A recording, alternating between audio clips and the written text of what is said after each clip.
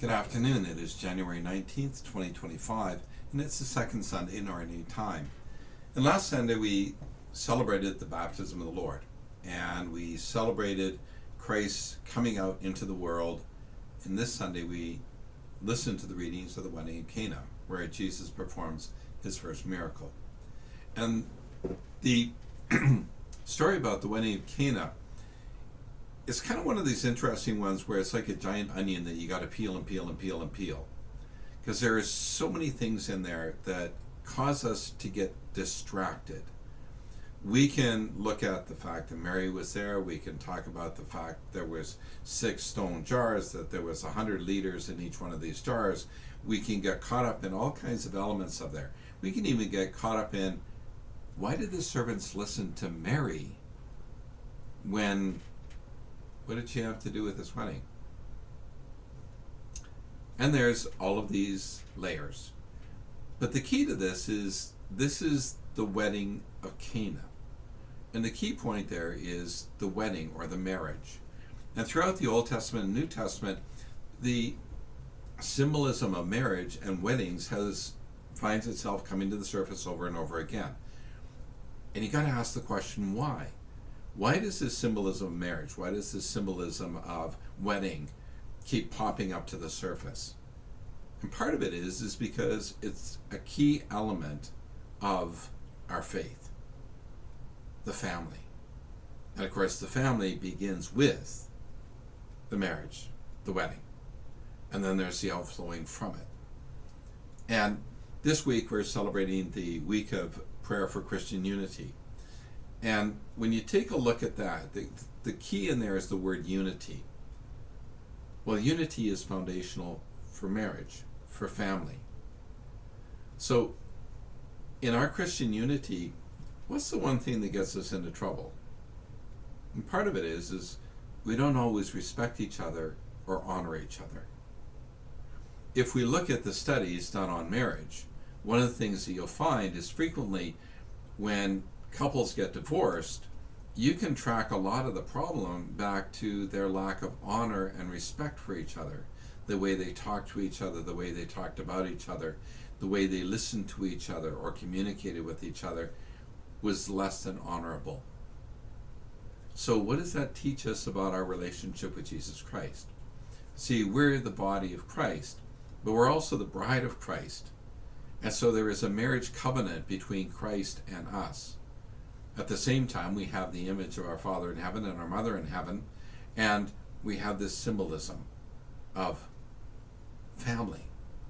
So what do we learn from this? What's our takeaway from this?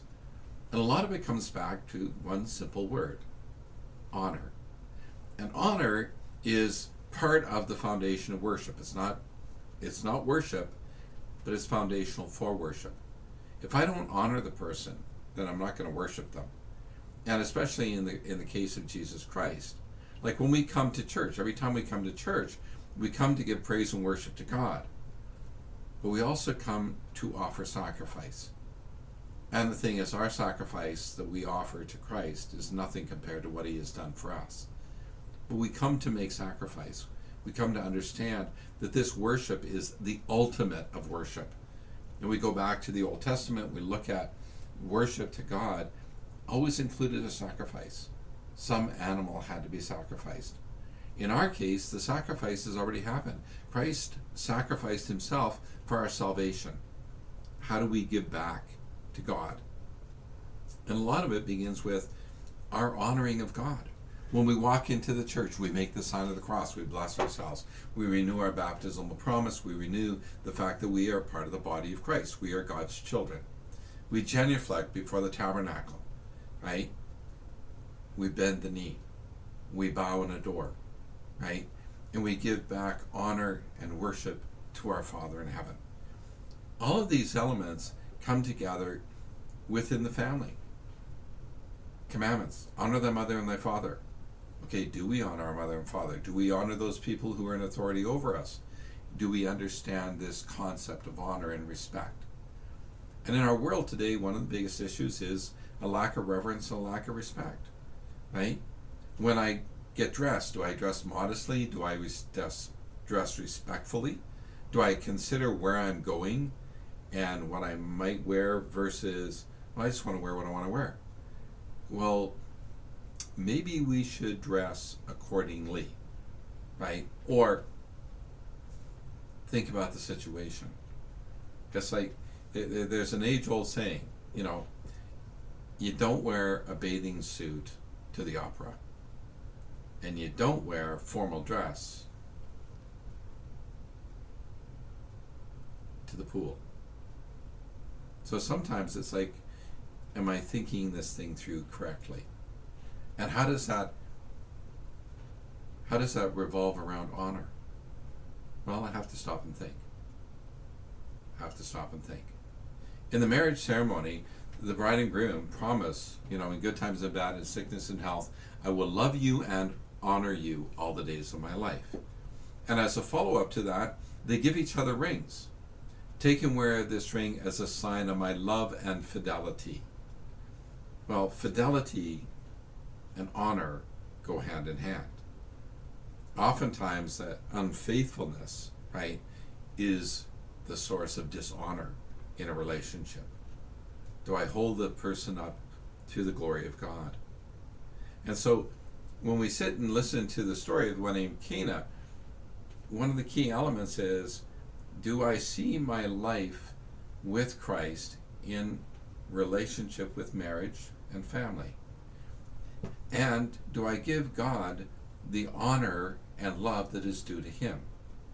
Jesus says, love God above all things, love your neighbor as yourself.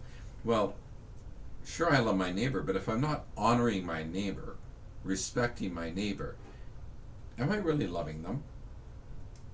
If I say that I love God above all things, am I giving God the honor and the worship that is due to God and God alone? Because there is a certain worship that we only give to God that is not given to anybody else. And so we celebrate this second Sunday of Ordinary Time, and our kickoff is the wedding of Cana. And it's an opportunity for us to reflect on that word honor.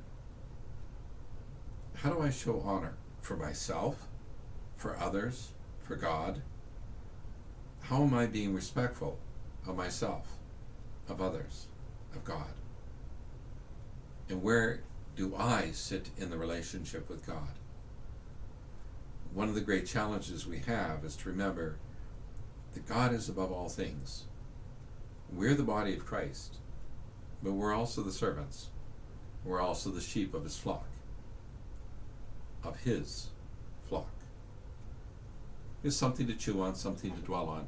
It is the second Sunday in Ordinary Time, and it's January 19th, 2025. May God watch over you, bless you, protect you all the days of your life.